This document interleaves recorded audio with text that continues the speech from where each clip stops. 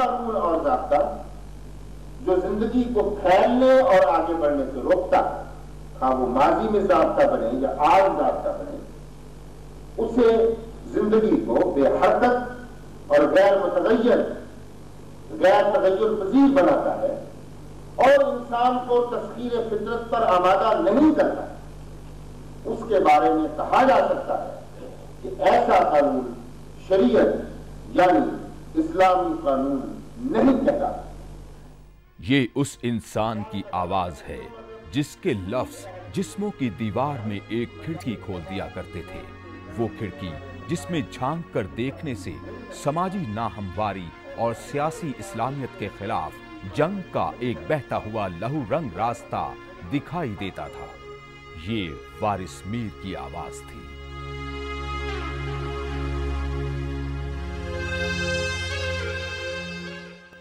یہ 1980 کے بعد کا زمانہ تھا، جمہوری اقدامات کی پامالی اور اظہار رائے پر مکمل پابندی کا دور، جب بنے بنائے عقیدے باطل ہو رہے تھے، نعرے اور فارمولے ناپید ہو رہے تھے۔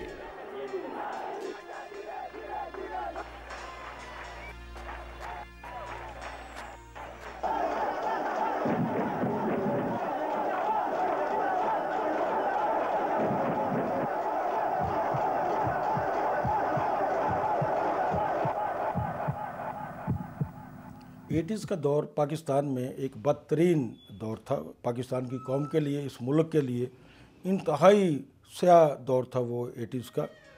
ملک میں مارشل لا نافذ تھا، ریاستی جبر عروج پر تھا، سیاسی سرگرمیاں پابندیوں کا شکار تھی، اخبارات اور رسائل کو سینسرشپ کے ذریعے بے بس کر دیا گیا تھا۔ ایسے میں بہت سے دانشور تو ایسے تھے جو عوام دوستی اور اجتماعی شعور سے ہی انکار کیا کرتے تھے۔ بہت کم لوگ ہوں گے جو کھل کر بات کرنے کی جرأت کرتے تھے۔ ایسے میں جو چند لوگ صحافتی لہجوں میں تبدیلی کی فصل بونے کی کوشش میں مصروف تھے، وارث میر بھی انہی میں سے ایک تھے۔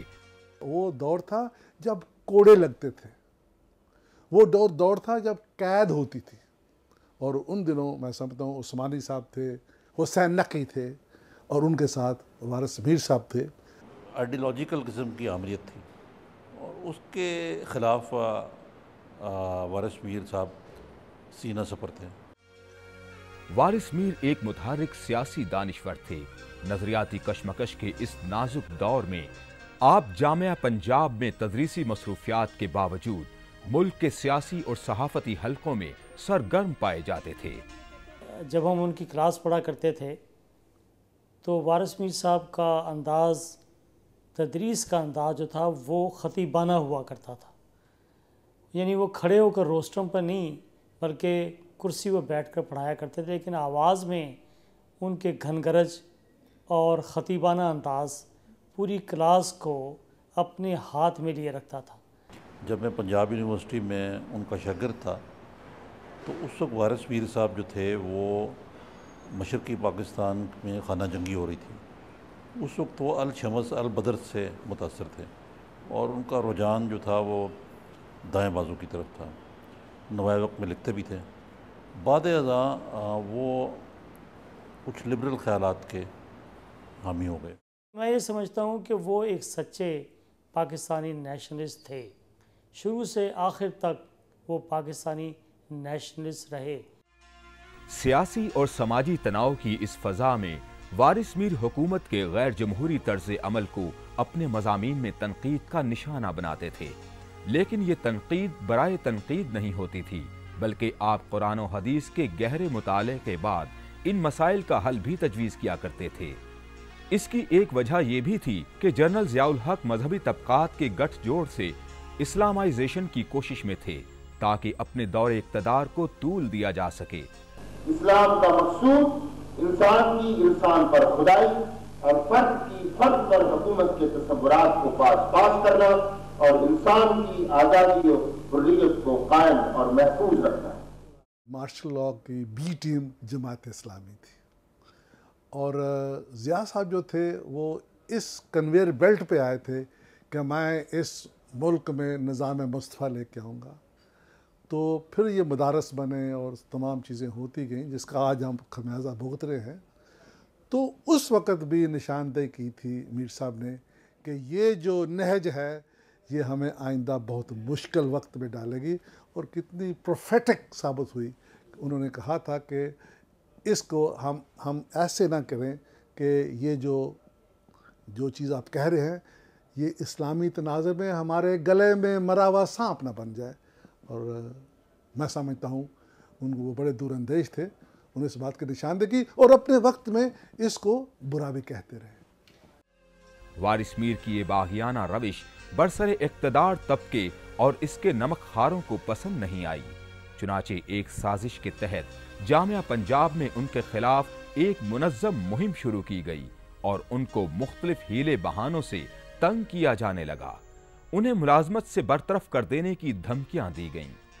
وہ اپنے جذبات کو چھپاتے نہیں تھے، اس کا اظہار کرتے تھے. حالانکہ وہ یونیورسٹی کے ملازم تھے، لیکن انہوں نے جس چیز کو صحیح سمجھا اس بات کو بغیر کسی لگی لپٹی کے اپنی تحریر کا میں بھی اس کا اظہار کیا اور اپنی تقریر میں بھی اس کا اظہار کیا. میں سمجھتا ہوں کہ آنے والے دور کے اندر ایک طالب علم کے لیے جو صحافت کا طالب علم ہے اس کو وارث میر صاحب کی اس معروضیت کو ذہن میں رکھنا چاہیے کہ وہ جس چیز کو دیکھے اپنی انڈیپینڈنٹ سوچ کے ساتھ دیکھے.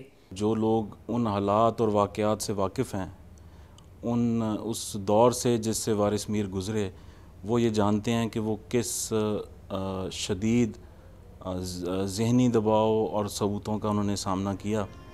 دسمبر 1984 میں جنرل ضیاء الحق نے ریفرینڈم کا اعلان کیا تو وارث میر وہ پہلے لکھاری تھے جنہوں نے اس ریفرینڈم کو غیر اسلامی اور غیر آئینی قرار دیا. وارث میر مرحوم نے خاص طور پر ضیاء الحق کے دور میں جو تحریریں لکھی ہیں وہ پڑھنے کے قابل ہیں. اس کے اندر ان کی ایک بغاوت جھلکتی تھی. وہ اس نظام سے اور ان کے طریقہ کار سے متفق نہیں تھے، جگہ جگہ اس کا اظہار کیا کرتے تھے. اس وقت ان کا جو شمار تھا یہ دلیر صحافیوں میں تھا. آمریت کے حواری اس بغاوت پر بھڑک اٹھے. جنرل ضیاء الحق نے وارث میر کو گورنر ہاؤس بلایا اور سخت لہجے میں کہا کہ ایک سرکاری ملازم کو اس طرح سرکار پر کھلی تنقید کی اجازت نہیں دی جائے گی. وارث میر گورنر ہاؤس سے واپس آ گئے، لیکن ان کا قلم نہیں رکا. چنانچہ جس اخبار میں وہ لکھا کرتے تھے اس نے بھی تجارتی مفادات کے پیش نظر ان کے مضامین پر سینسرشپ عائد کر دی. بعض مضمون مکمل طور پر ہی ڈراپ کر دیے گئے. وہ اس بات سے شاکی رہتے تھے کہ نوائق میں ان کی تحریریں جو ہیں کافی سینسر ہو جاتی تھی اور ایڈٹ ہو جاتی تھی. اس بنا پہ انہوں نے پھر نوائق کو خیر آباد کہہ کے جنگ میں کالم لکھنا شروع کر دیے. انہوں نے ایک شرط رکھی کہ میں جو لکھوں گا وہ بغیر کسی قدغن کے، بغیر کسی کانٹ چھانٹ کے شائع ہوگا. تو جو مدیر تھے روزنامہ جنگ کے، انہوں نے اس بات پر اتفاق کیا. پھر ضیاء حکومت نے شریعت بل کی آڑ میں عورت کے حقوق غصب کرنے کی کوشش کی اور لاہور کے مال روڈ پر وارث میر نے خواتین کے جلوس پر پولیس کا وحشیانہ لاٹھی چارج اپنی آنکھوں سے دیکھا تو چپ نہ رہ سکے. ان کے فکری نظام میں ایسی تبدیلی آئی کہ آپ نے عورت کے حقوق اور اس کی معاشرتی حیثیت اور کردار کے حوالے سے روشن خیالی کی باقاعدہ ایک تحریک چلا دی. ایک ایسا دانشور جو جمہوریت کے لکھتے تھے، جمہوری اقدار کے لیے لکھتے تھے، اور خاص طور پر انہوں نے عورت کی آزادی کے لیے جو اپنے قلم کا استعمال کیا ہے وہ پاکستان کی تاریخ کا ایک بہت بڑا حصہ ہے. ہم نے یہ دیکھا کہ ان کی جو لاجک ہوتی تھی، جس طریقے سے رائٹسٹ عورتوں کو تذلیل کرتے تھے، وہ اپنی ایک لاجک اور انہی کی زبان، مطلب لاجک وہ زبان ایسی نہیں مگر انہی کی آرگیومنٹس کو ان کے سر پہ کھڑا کر دیتے تھے. وارث میر نے قرآن و حدیث کی روح سے ثابت کیا کہ اسلام نے عورت اور مرد کو برابر حیثیت اور مرتبہ دیا ہے. آپ نے اپنے مضامین میں اقبال کے تصور اجتہاد، ترقی پسندی اور روشن خیال سوچ کو موضوع بنایا اور اسلام کے فلسفہ اجتہاد کی تشریح میں عزم و یقین کی ایک نئی آواز کا اضافہ کیا. इन मज़ामीन की बदौलत आपको तरक्की पसंद और रोशन ख्याल दानिशवरों में गिना जाने लगा। इकबाल का दावा है कि जो मजहब जदीद अहद के साइंसी मजहब तबाह की कोख से जन्म लेने वाले मसाइल की पेशकशी नहीं कर सकता और वहदत इंसानियत के तसव्वुर की परवरिश नहीं कर सकता, वो मजहब बिल आखिर खत्म होकर रह जाए।